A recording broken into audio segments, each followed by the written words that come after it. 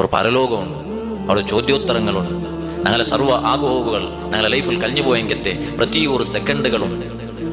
അതിനെക്കാണ്ട് ശരിയതല്ലേ, micro സെക്കൻഡാ ഒക്കെ അതല്ല, അതിൻ്റെ അപ്പുറത്ത് നിങ്ങൾ ക്വസ്റ്റ്യൻ കേൾക്കും.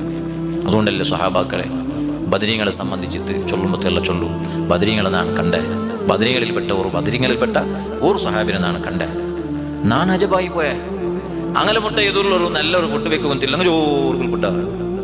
അതെ, അങ്ങനെ ഒരു നല്ല ഫുഡ് ചെയ്യുന്ന നാലുപോലെ ബിരിയാണിയും മന്തിയും തിക്കം ഇതെല്ലാം ഉണ്ടെങ്കിൽ എന്തോ ഒരു ആഹാരം, നല്ലൊരു റൊട്ടി അല്ലെ, ആ സമാന്റെ ഒരു റൊട്ടി, പിന്നെ എന്താ ആട്ട് ഇറച്ച അല്ലെങ്കിൽ വേറെ എന്തെങ്കിലും ഒരു തെല്ല് അതൊക്കെ കൂട്ടുള്ള ഒരു കരിയും ഒരു തെല്ല് ആഹാരങ്ങളെ മുന്നോൽക്കും പോയി വെച്ചു എനിക്ക് അങ്ങോ ഒരു പുൽപ്പിട്ടേളൂ, കൺട്രോൾ തപ്പിട്ട് പുൽപ്പിട്ടേ, അല്ലോ പുൽപ്പിട്ടേ നന്റെ മുത്തലിം സല്ലല്ലാഹു അലൈഹി തങ്ങിക്കും ഇങ്ങനെ തിന്നു എന്താ അങ്ങ് പുൽപ്പിട്ട്.